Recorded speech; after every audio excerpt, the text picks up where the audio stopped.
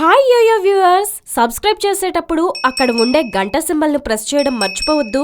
అప్పుడే మీకు any time updates notifications వచ్చేస్తాయి. గుర్తుందిగా గంట సింబల్, అదేనండి బెల్.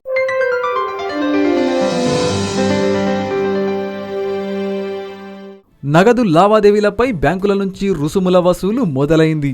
నెలకు 4 వరకు ఉచిత లావాదేవీలను అనుమతిస్తున్న హెచ్డిఎఫ్సి, ఐసిఐసిఐ, యాక్సిస్ తదితర బ్యాంకులు నగదు ఉపసంహరణ లేదా నగదు డిపాజిట్లు ఆ పరిమితికి మించితే ఒక్కో లావాదేవీపై రుసుముగా కనీసం ₹150 వసూలు చేయాలని సిద్ధమయ్యాయి.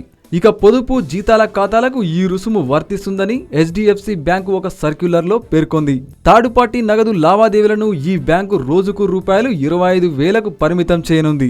ఐసిఐసిఐ వెబ్సైట్లో ఉంచిన వివరాల ప్రకారం హోమ్ బ్రాంచ్లో ఒక నెలలో తొలి 4 నగదు లావాదేవీలకు రుసుము ఉండదు. ఆ తర్వాత నుంచి ప్రతి ₹1,000కి ₹5 వసూలు చేస్తారు. కనీస రుసుము ₹150గా నిర్ణయించింది. థర్డ్ పార్టీ నగదు లావాదేవీల పరిమితిని రోజుకు ₹50,000గా నిర్ణయించింది. హోమ్ బ్రాంచ్ కాని వాటిల్లో నెలలో తొలి నగదు లావాదేవీ ఉచితమని ఐసిఐసిఐ తెలిపింది. ఆ తర్వాత నుంచి ₹1,000కి ₹5 రుసుము వసూలు చేస్తారు. కనీస రుసుము ₹150గా ఉంటుంది. నగదు స్వీకరించే యంత్రంలో నెలలో తొలి జమకు రుసుము ఉండదు. ఆ తర్వాత ₹1,000కి 5 వసూలు చేస్తారు. యాక్సిస్ బ్యాంకులో తొలి 5 లావాదేవీలు లేదా ₹10 లక్షల నగదు డిపాజిట్లు లేదా ఉపసంహరణలకు రుసుము ఉండదు.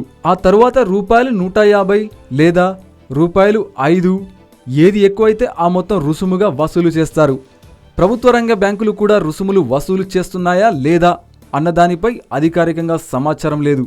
ఇటువంటి రుసుములు వసూలు చేయాలని బ్యాంకులకు ప్రభుత్వం నుంచి ఎటువంటి ఆదేశము లేదని సీనియర్ అధికారి ఒకరు మాత్రం చెబుతున్నారు.